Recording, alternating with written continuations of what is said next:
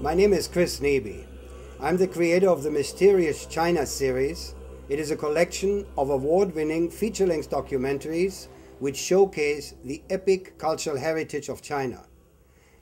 Given the recent events of March 2008, I believe it is important to clarify the political history of Tibet. Tibet is about half the size of Europe with a population of only 3 million. As far back as the 13th century, Tibet was officially listed as part of the Middle Kingdom in the maps of the Yuan dynasty, one of the most progressive Chinese dynasties. Buddhism, a religion that originated in India, was introduced to Tibet in the 7th century.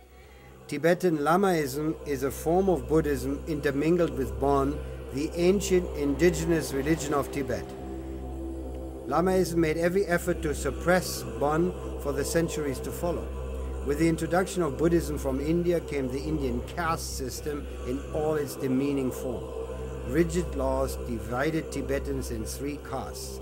Each caste comprised 3 ranks. The first caste included the living Buddha, upper senior class monks, and the aristocracy. Their lives were valued in pure gold equal to their body weight. The second caste included lower-ranking monks, officials, and merchants. The third caste was for manual laborers, women, butchers, blacksmiths, hunters, herdsmen, and entertainers. Their life was valued equal to a rope of straw. The first caste made up less than 5% of the Tibetans, but they were the ruling class. They owned all the land, pastures, forests, mountains, rivers, and lakes, as well as the bulk of the livestock. 95% of the Tibetans were slaves or serfs. The first caste enjoyed the right to enslave and to buy and sell slaves and serfs. In the eyes of their masters, they were no better than beasts of burden. For centuries, ordinary Tibetans suffered barbaric exploitation and subjugation, all in the name of a feudal theocracy. When discussing Tibet, it is important to realize that for much of China's epic 5,000 years of civilization, they were far more advanced than Western cultures. The Chinese were the first to invent paper, paper money, printed books, gunpowder, porcelain, cast iron, and the magnetic compass.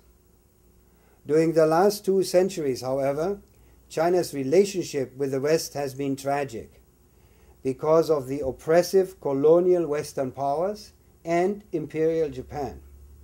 Subsequently, for protection, China isolated itself from the outside world. The result is that today, China is still a developing nation facing many problems, but it is rapidly solving them with ingenuity and diligence. In recent years, official documents have come to light which expose the many plots hatched by foreign interests to carve off a piece of Tibet or split the entire Western region from China. In the history of the world, it is arguable that no greater injustice has been recorded than the racist, criminal, and barbaric treatment of China by the colonial, imperialistic powers led by Great Britain in the so-called Opium Wars in the 19th century. The population of China decreased by over 60 million in the period of these conflicts and attacks from foreign powers. China's population at that time was only around 400 million. In their ceaseless efforts to take advantage of China, the British, while ruling India, created a political incident in the early part of the last century and annexed a semi-tropical region south of the Himalayas. This area had been part of China since ancient times, when this was a holy place for the worshippers of the indigenous Tibetan religion known as Bon. After declaring independence, a few years later, the Indian government incorporated the annexed area into the new India. To this day, this border dispute remains unsolved and continues to taint Indo-Chinese relations. With British support and encouragement, Tibet declared independence from China in 1913. This claim of independence was never acknowledged by China, as it had much more pressing problems to deal with.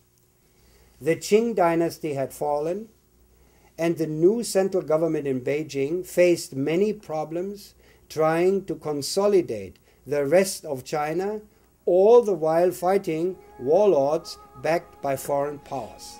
It was in 1950, after ending the Chinese Civil War and defeating the Imperial Japanese Army, that the central government firmly asserted its presence in Tibet.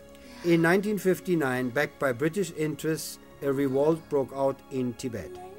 The central government quickly quelled the rebellion of the rich and ruling theocratic elite, sending the Dalai Lama and his entourage of senior monks and nobles to India, where they have remained ever since. During those centuries, the Chinese central government had not involved themselves in the internal affairs of the despotic, feudal theocracy of Tibet. After 1959, however, the central government abolished all privileges of the Tibetan theocracy once and for all. An extensive land reform was enacted, providing former slaves their own land to till. Livestock breeding and herding was encouraged, a new economy built. For the first time in history, the majority of the Tibetans were able to take control of their lives and decide their own destiny.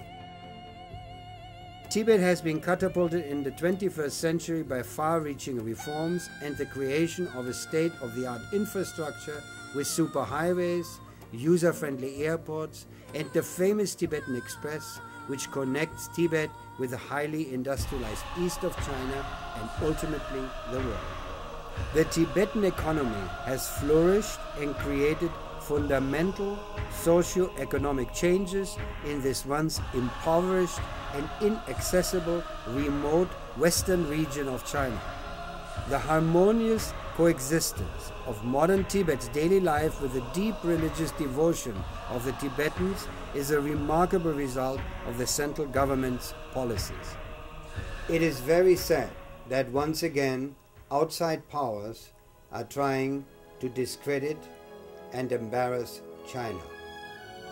Especially in the year of the 2008 Beijing Olympics, we should refrain from passing unfair and unjust judgment.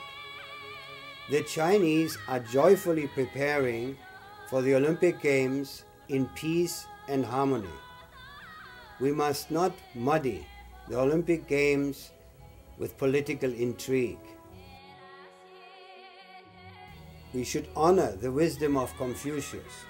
Don't do to others what you do not want them to do to you. Study history, not the media. The truth is not to be found in a television broadcast.